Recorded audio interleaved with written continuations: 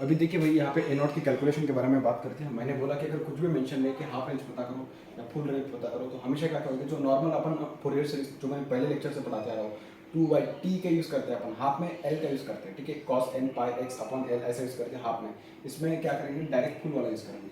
क्या होता है फुल वाला, 2/t इंटीग्रेशन फ्रॉम 0 से लेकर t तक f ऑफ t dt, ये टी के टर्म्स में दिया, इसके लिए मैं टी के टर्म्स में लिख रहा हूँ। अब मुझे एक बात बोलो बेटा, देखो 0 से लेकर पाई तक लेके आपके पास ये इतना इंटरवल, पाई से लेकर 2 पाई तक कितना है, और एक कौन सी वेव इंटीग्रेशन रिपीट करे, ये पाई से लेकर 0 से लेकर 2 पाई वाली, ये वाली जो वेव है, ये वाला जो सिग्नल है रिपीट कर रहा है। इसका मतलब क्या, उसका ओवरऑल टाइम पीरियड अगर देखा जाए तो टोटल टाइम पीरियड कितना होगा 0 से लेकर 2 पाई तक। इसका मतलब क्या, T is equal to 2 pi, T का वैल्यू कितना आया 2 पाई। और कभी भी याद रखना, देखो कितने भी इसमें तुमने ब्रेक क्यों नहीं किया हो, यहाँ वाला पकड़ना, मतलब जो स्टार्टिंग पॉइंट है उसको लेना और जो लास्ट वाला है उसको लेना, और यही तुम्हें टोटल पीरियड बताएगा 0 और 2 पाई। तो क्या लिखना, 2 पाई माइनस 0 कितना बनेगा 2 पाई, और यही आपका क्या बनेगा, टाइम पीरियड बनेगा। क्या बोल रहा हूँ मैं, यही आपका टाइम पीरियड बनेगा। बात समझ में आ गई, बहुत बढ़िया। तो बनेगा 2 upon time T, capital T का वैल्यू 2 पाई, तो मुझे 0 से लेके 2 पाई तक, सॉरी 0 से लेके पहले पाई तक लिखो ना, क्योंकि उसके फंक्शन अलग अलग है, एफ ऑफ टी की वैल्यूज अलग अलग है। तो बन जाएगा पाई तक, पाई multiply by what T into what D T, इस तरीके से 2 से 2 cancel, 1 upon pi integration from 0 से लेके pi into what T D t. अब टी का इंटीग्रेशन क्या आएगा, टी स्क्वायर बाई 2, तो क्या बन जाएगा T square upon 2 multiply by what 1 by pi. इस तरीके से टी स्क्वायर का वैल्यू क्या बनेगा आपके पास, टी का, टी की जगह पे क्या पुट कर दो, पाई पुट कर दो, तो क्या आएगा pi square divided by what 2 पाई, ये बनेगा पाई बाई 2, ये क्या बनेगा पाई, ठीक है, ये क्या बनेगा आपके पास पाई बाई 2 बनने वाला है, ठीक है। ठीक है, तो ए नॉट का जो वैल्यू होता है बेटा वो कितना होता है आपके पास, a naught is equal to what pi by 2। क्या बोल रहा हूँ मैं, a naught is equal to what pi by 2, ठीक है। अब बात करते हैं ए एन के लिए, क्या बोल रहा हूँ मैं, ए एन के लिए बात करते हैं, ठीक है। देखते हैं कि ए एन का वैल्यू क्या है, क्या बोल रहा हूँ मैं, ए एन का वैल्यू देखते हैं कि क्या है। अब ए एन क्या है ना कि ये भी बहुत बढ़िया, मतलब कि सेम टॉपिक है, मतलब कि सेम चीज़ जैसे इसके पहले अपन ने देखी थी, सेम चीज़ एग्जैक्टली सेम। देखो इसके बारे में अगर मैं कमेंट करूँ तो देखो एन के लिए क्या लिखा जा सकता है, a n equals to 2/t integration from t f of t cos of n omega naught d t. अब तुम बोलोगे सर ये ओमेगा नॉट का वैल्यू क्या है, देखिए ओमेगा नॉट बेसिकली क्या लिखा जाता है, अगर तुम्हें याद होगा तो मैंने जब तुम्हें इलेक्ट्रॉनिक्स वगैरह पढ़ाया था तो उस टाइम पे मैंने बताया था, बेसिक इलेक्ट्रॉनिक्स में मैंने बताया था ओमेगा नॉट जो होता है उसको अपन लिखते हैं 2 पाई इंटू एन, ऐसा लिखते हैं। और एफ को क्या लिखा जा सकता है, F is equals to 1/t, F is equals to 1/t ऐसा लिखा जा सकता है। तो एफ की वैल्यू यहाँ पे पुट कर दो, बन जाएगा 2 बाई व्हाट, बन जाएगा क्या 2 पाई अपॉन। यहाँ पे आपने टी कैपिटल टी की वैल्यूज कितनी है ली थी, कैपिटल टी क्या बोला था 0 से लेकर 2 pi, t is equals to 2 pi, omega naught का वैल्यू कितना आ जाएगा फिर, omega naught equals to 2 pi upon t, put कर दो 2 पाई अपॉन व्हाट, टी की वैल्यू कितना आपके पास 2 पाई, बन जाएगा 1, और क्या आएगा ओमेगा नॉट है रेडियन पर सेकंड, ठीक है। ओमेगा नॉट का वैल्यू कितना आ रहा है 1 रेडियन पर सेकंड, बात समझ में बहुत बढ़िया।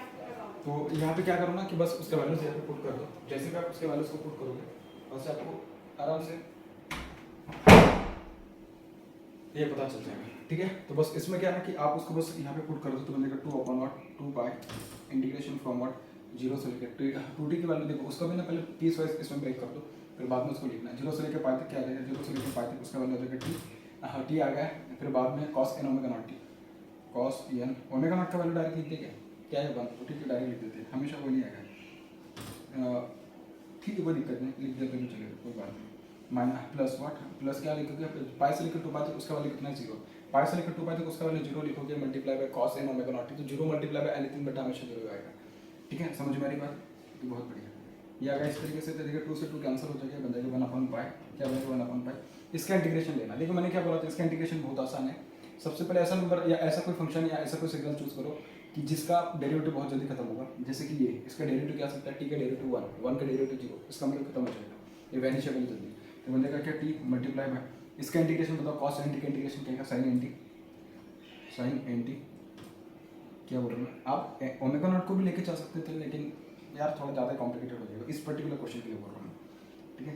तो sin n t upon what upon n, देखो पहले प्लस होता है बाद में माइनस, उसके बाद इसका डेरिवेटिव क्या आ जाएगा 1 मल्टीप्लाई sin n t का इंटीग्रेशन क्या आ जाएगा माइनस cos n t, ये बन जाएगा minus cos of n t divided by n नीचे था तो एक और n आ जाएगा तो बन जाएगा n स्क्वायर, फिर बाद में माइनस यहाँ पे आ जाएगा तो यहाँ पे प्लस n 1 का डेरिवेटिव क्या आ जाएगा 0, तो बात खत्म, तो यही तक लेना था। फिर बाद में क्या है ना कि बस लिमिट लगा दो, ठीक है। इस तरीके से। तो ये देखो क्या बन जाएगा, दिस विल बिकम 1/पाई। ठीक है, टी की जगह पे क्या पुट करते हो, pi, pi multiply by sine n, sine pi आ जाएगा, साइन एन टी, तो टी की जगह पे पाई पुट करो, sine n pi, sine n pi is what 0। ठीक है, माइनस ये माइनस माइनस प्लस बन जाएगा। ठीक है, plus cos N t upon naught pi square. देखिए कॉस एन, एन की जगह पे sorry cos N t, cos N pi. ठीक है, तो कॉस क्या लिखोगे यहाँ पे, cos N pi upon naught n square. ठीक है भाई, बात समझ में आ गई। माइनस माइनस क्या, जीरो, नीचे वाला लिमिट ये पुट करोगे यहाँ पे तो बन जाएगा टी, टी का value zero, zero multiply anything what zero, कोई जरूरत नहीं आगे पुट करने की। दिस, उसके बाद इसको माइनस माइनस इसको भी प्लस बना दो। ठीक है, प्लस बन जाएगा into cos N t, cos zero पे, कॉस जीरो का वैल्यू कितना आ जाएगा 1, तो बन जाएगा क्या आपके पास 1 अपॉन नॉट एन स्क्वायर। क्या बनेगा 1 upon N square. Cos N pi, देखो अभी ना उसके दो अलग अलग वैल्यूज आएंगे, बन जाएगा व्हाट 1/पाई। ये क्या बनेगा 1/पाई, zero multiply by anything is what zero, zero. ठीक है, उसको लिखने की क्या जरूरत है, हटा दो उसको। फिर ये क्या बनते हैं, देखो कॉस एन पाई के दो वैल्यूज आ सकते हैं। जब देखिए जब एन का वैल्यू इवन होगा तो उस टाइम पे प्लस होना आएगा, जब एन का वैल्यू ऑड होगा तो उस टाइम पे माइनस होना आएगा।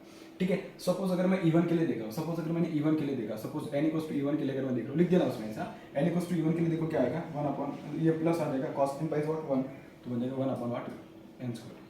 फिर इसको लिखोगे 0 + 1 बाई एन स्क्वायर, तो बन जाएगा 1 बाई एन स्क्वायर। ये और माइनस का साइन है, -1 अपॉन व्हाट एन स्क्वायर। इसका मतलब क्या, जब तुम एन इक्वल्स टू इवन की बात करोगे तो इसका वैल्यू आएगा 0, इसका वैल्यू क्या आएगा 0।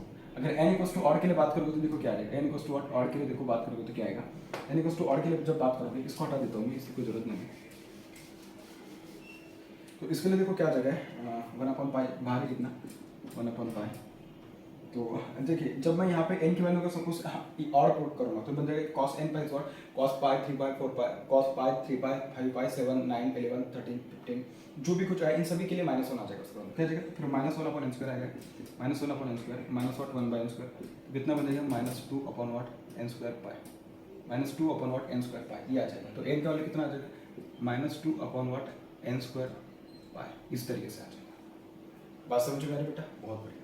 देखिए एन का वैल्यू जनरली किसके लिए एग्जिस्ट करेगा, किसके लिए नहीं करेगा, ये तुम्हें समझ में आना चाहिए। ये ऑड के लिए एग्जिस्ट कर रहा है, जब एन का वैल्यू ऑड होगा तो उसके लिए जा रहा है, एन का वैल्यू अगर इवन होगा तो उसके लिए 0 आ जा रहा है। मैंने सारी चीज़ें तो समझा दी।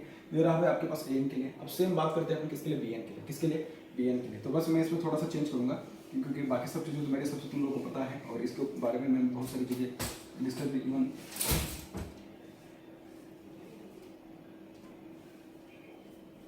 डिस्कस भी कर चुका हूँ।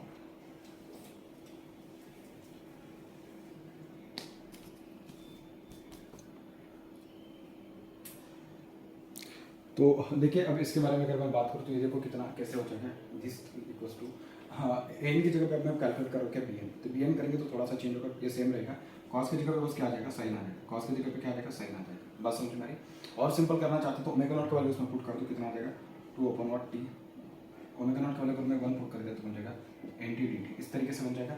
और एफ ऑफ टी का वैल्यू पुट, हाँ ठीक है, उसको पहले पीस वाइज ये करते हैं, टी का वैल्यू पुट कर दो यहाँ पे 2 पाई, 0 से लेकर पाई तक, इसका वैल्यू कितना आ रहा है, T multiply by sine N T D T plus what 0 से लेकर 2 पाई तक, सॉरी पाई से लेकर 2 पाई तक, इसका वैल्यू 0 मल्टीप्लाई बाय एनीथिंग तो 0 बनेगा। ठीक है, तो फिर बस यही बचेगा जो मेन है कि जिसका इंटीग्रेशन करना है, बनेगा 1/पाई। ठीक है, तो T into sine T D T, इसका इंटीग्रेशन क्या आएगा, first as it is multiply by integration of second क्या आ जाएगा, minus cos of N T divided by what N, minus पहले एज इट इज रहेगा, उसके बाद दूसरा नेगेटिव। ठीक है, फिर बाद में टी का इंटीग्रेशन, सॉरी टी का derivative 1 multiply by cos N T का इंटीग्रेशन क्या आ जाएगा, minus sine N T, minus ना कॉस, वैसे कॉस का पॉजिटिव ही आता है लेकिन ऑलरेडी उसके साथ माइनस कनेक्टेड है, इसके लिए उसको माइनस लिखा जाएगा, minus sine of N T divided by N square. ठीक है, फिर बाद में इसका डेरिवेटिव 0 तो उसकी कोई मतलब नहीं, फिर उसका तो बन जाएगा पाई। ठीक है, इसको देखो फिर क्या बनेगा 1/पाई माइनस ये बन जाएगा क्या, T into cos of N T upon N, T into what cos of N T upon what N, minus minus minus what plus sine N T upon what N square, 0 से लेकर what पाई तक, 0 से लेकर what पाई तक आएगा इस तरीके से। तो ये क्या आ जाएगा आपके पास, दिस इज व्हाट 1/पाई t into cos N t, t का वैल्यू क्या पुट कर दोगे, पाई पुट कर दो, तो बन जाएगा -पाई